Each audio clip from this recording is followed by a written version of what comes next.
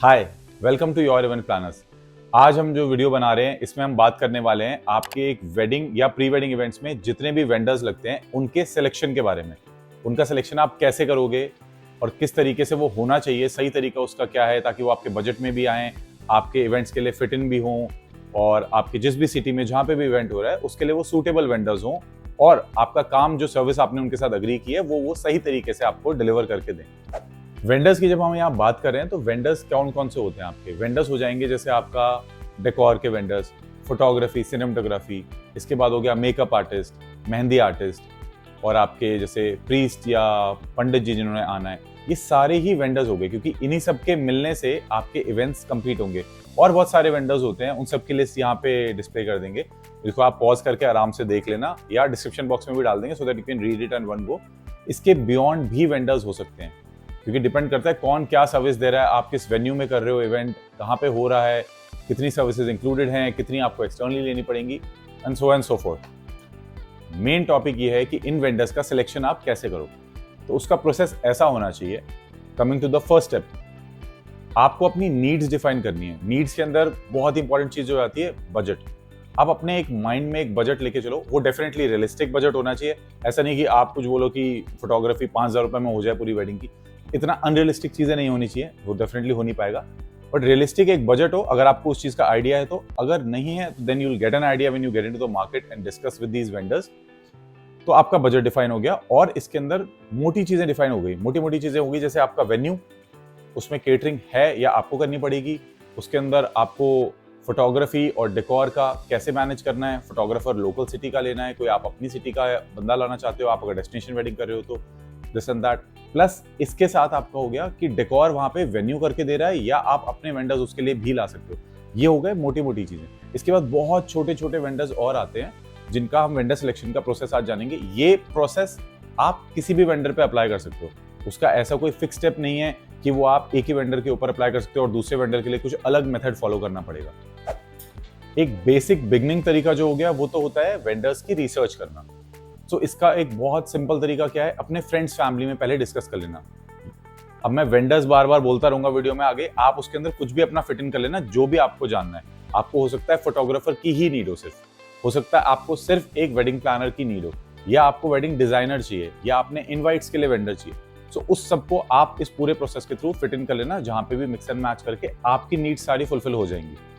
सबसे पहले क्या स्टेप रहेगा, आपने अपने फ्रेंड्स और फैमिली में डिस्कस कर लिया कि आपके पास कोई वेंडर है इस चीज के लिए, आपके पास कोई इस तरह का ऑप्शन है जिनका काम आपने देखा हुआ हो, या आप जिनसे भी बात करना चाहते हो आप उनका काम एक्चुअली देख लें या उनके गूगल रिव्यूज देखें, उनके कई वेडिंग या इवेंट रिलेटेड जो वेबसाइट्स और पोर्टफोलियोज हैं उनमें चेकआउट करें, उनका कैसा फीडबैक रहा है, लोगों का कमेंट्स क्या हैं। प्लस साथ में उनकी इंस्टाग्राम प्रोफाइल जो कि आजकल बहुत ही पॉपुलर है और बहुत एक डिसेंट तरीका है एक फर्स्ट असेसमेंट करने का। I won't say it's the best way to go forward and it's the whole and soul thing, but एक अच्छा तरीका है एक फर्स्ट आइडिया लगने का।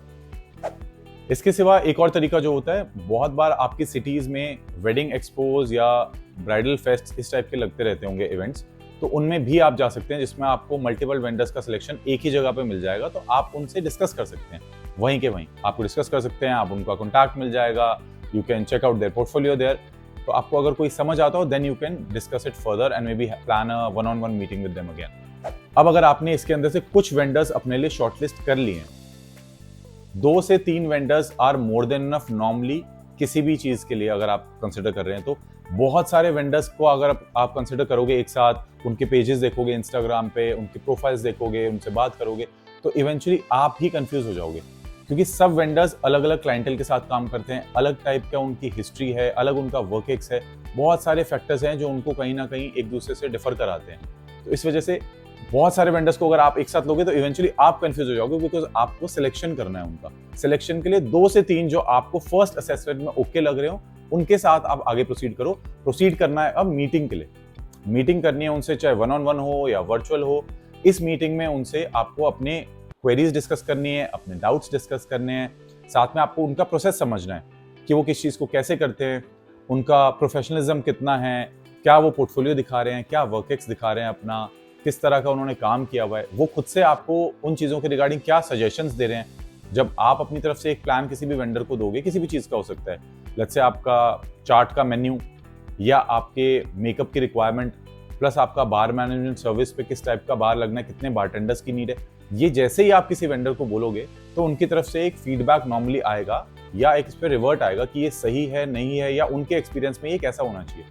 इस टाइप की चीज़ों से आपको एक सेकंड लेवल ऑफ असेसमेंट लग जाएगा कि ये वेंडर्स आपके लिए सही हैं, सूटेबल हैं या नहीं है। इसी के साथ साथ मीटिंग में आपको एक रफ कोटेशन का आइडिया या किस तरह से उनकी प्राइसिंग रहती है, प्लस उनकी पॉलिसीज क्या हैं, कैंसलेशन की, रिफंड की, कोई कंटिजेंसी की, तो इन सब के बारे में एक रफ आइडिया आप ले लो, ताकि आपको जो 2-3 आपने शॉर्टलिस्ट कर रखे हैं इंडिविजुअल वेंडर्स हर एक कैटेगरी के अंदर, उनका आपको समझ में आने लग जाए कि किसके साथ आप इवेंचुअली जाना चाहते हैं। अब इस मीटिंग में जैसे आपने उनका अगर पोर्टफोलियो देखा होगा या उन्होंने आपको अपनी कोई पोर्टफोलियो पीडीएफ या ईमेल पे शेयर कर दी होगी या व्हाट्सएप पे डाल दिया होगा, तो अब आप इसको जब कंपेयर कर रहे हैं या देख रहे हैं तो इसके अंदर डेफिनेटली हर एक वेंडर कोशिश करेगा कि वो अपना बहुत अच्छा काम आपको दिखाए और बेस्ट काम आपको दिखाए, ताकि आप उसको असेस कर पाएं कि वो किस लेवल का काम करके दे सकते हैं आपको। पर इन चीज़ों में जब आप कंपैरिजन करेंगे तो आपको ये भी समझना है कि आपकी नीड्स क्या हैं। फॉर एग्जाम्पल अगर मैं दूं इसका, जैसे मेकअप आर्टिस्ट है, अब मेकअप आर्टिस्ट बहुत सारे अवेलेबल हैं और वो बहुत सारे तरह का मेकअप कर रहे हैं, डिफरेंट ब्राइड्स का, पार्टीज का, एटसेट्रा एटसेट्रा। बट हो सकता है आपको किस टाइप का मेकअप पसंद हो, तो वो मैटर करेगा कि वो आपके लिए सूटेबल है या नहीं है। ये उनके पोर्टफोलियोज में यूजुअली आपको असेसमेंट लग जाएगा देख के कि वो काम उस तरह का है जिस तरह का आपके विजन या आपके इवेंट या आपकी वेडिंग से अलाइन करता है या नहीं। इस चीज को तो आपको जरूर असेस करना है। अब जैसे आप मोटी मोटी चीजें समझ गए, आपने उनका पोर्टफोलियो देख लिया, आपने उनकी प्राइसिंग समझ ली, अब इसके साथ आता है कॉम्प्लिकेटेड सिचुएशंस प्लस उनकी क्लाइंटेल एंड एक्सपीरियंस। सो आपको क्या करना है, उनका क्लाइंटेल भी जानना है। आपको कोशिश करना है कि उनसे पूछ लो आपके उनका किस तरह का क्लाइंटेल रहा है। उससे आपको एक अच्छा खासा आइडिया लग जाता है कि किस किस तरह के लोगों ने उन पर ट्रस्ट करके उनसे सर्विसेज ली हैं, और अगर उनके पास कोई उनका टेस्टिमोनियल हो या फीडबैक हो या कमेंट हो या रिवर्ट हो, कुछ भी इस टाइप की चीजें भी आप देख सकते हैं। और इसके साथ में आपका आ गया कि अगर उन्होंने कभी कोई चैलेंज फेस किया हो या कोई प्रॉब्लम फेस की हो, तो उस चीज़ को उन्होंने कैसे हैंडल किया। जैसे एक एग्जांपल अगर इसमें मैं देता हूँ, जैसे अगर कोई डेकोर का वेंडर है, आप डेकोर के वेंडर से डिस्कशन कर रहे हो, सो लेट्स से आपका कोई भी वेन्यू और वो ओपन में आपके इवेंट है, कुड बी द वेडिंग और द प्री वेडिंग इवेंट और एनी अदर इवेंट। अगर ये ओपन लॉन में है या किसी ओपन वेन्यू में है, आउटडोर्स में है, तो अगर इसके अंदर लेट्स से बारिश हो जाती है या अगर बारिश नहीं भी होती, कोई आंधी या तूफान कुछ आ जाता है, तो ऐसे केस में डेकोरेटर के पास क्या ऑप्शन है या कौन से एलिमेंट्स सूटेबल रहेंगे उस कंडीशन के हिसाब से या कौन से सूटेबल नहीं रहेंगे, या उन्होंने पास्ट में ऐसी सिचुएशन में क्या किया था। इन सब चीज़ों को भी जान के समझ के आप और असेस कर पाओगे कि वो कितने एक्सपीरियंस्ड हैं, कितने वेल वर्स्ड हैं अपनी चीज़ों से, कैसे उस सिचुएशन को मैनेज करते हैं। इस तरह की चीज़ें बहुत इंपॉर्टेंट हो जाती हैं, क्योंकि आपका इवेंट जो आएगा वो एक ही बार आएगा, तो उसमें सारे वेंडर्स को उस दिन एकदम अपने बेस्ट पे परफेक्ट परफॉर्म करना होता है। और इसके बाद बहुत ही इंपॉर्टेंट पॉइंट आता है जो कि है कम्युनिकेशन। कम्युनिकेशन और रिस्पॉन्सिवनेस कैसा है। जब आप लेट्स से वेंडर्स को फर्स्ट टाइम अप्रोच कर रहे हैं, तो कितने मोड्स ऑफ चैनल्स हैं जिनमें उनका आप कम्युनिकेट उनके थ्रू कर सकते हैं। Could B email, could be WhatsApp, could be text, could be a call, could be DM on Instagram etcetera. तो ये सारे कितने सारे चैनल्स अवेलेबल हैं जिस पे आप उनको रीच आउट कर सकते हैं, प्लस उससे रिस्पॉन्स कितना जल्दी आ रहा है या किस तरह का आ रहा है, ये एक बहुत इंपॉर्टेंट फैक्टर हो जाता है। क्योंकि जब आपका इनिशियल रिस्पॉन्स ही जिस तरह का आ रहा है, आप उससे असेस कर सकते हैं कि आगे शायद चांसेस हैं कि वो किस डायरेक्शन में जाएगा कम्युनिकेशन। आज वो आपकी नीड्स को कितना सुन रहे हैं, उसमें कितना विलिंग है, कितना रिस्पॉन्सिबल है रिगार्डिंग दैट, वो सब आपको डेफिनेटली आज ही असेस करना है। इससे एक आइडिया लग जाता है आपको कि आगे फ्यूचर में किस तरह का काम रहेगा या what kind of person they are. तो उस तरह से ही आपके आगे फ्यूचर में वर्किंग रहेगी। This is another very important criteria जिसके हिसाब से आप अपने वेंडर्स को कट आउट कर सकते हो या एलिमिनेट कर सकते हो, या शॉर्टलिस्ट जो आपकी ऑलरेडी बनी हुई थी उसको आप और छोटा कर सकते हो। इतने सारे लेवल्स ऑफ असेसमेंट के बाद अब आपकी जो वेंडर्स की लिस्ट है वो इंडिविजुअल रिक्वायरमेंट में, could be decor, could be makeup artist, could be आपके वेडिंग का बैंड, इन सब में हो सकता है आपके लास्ट एक या दो ऑप्शन ही रह गए। अगर लास्ट ही रह गया तो well and sorted, you can go with them.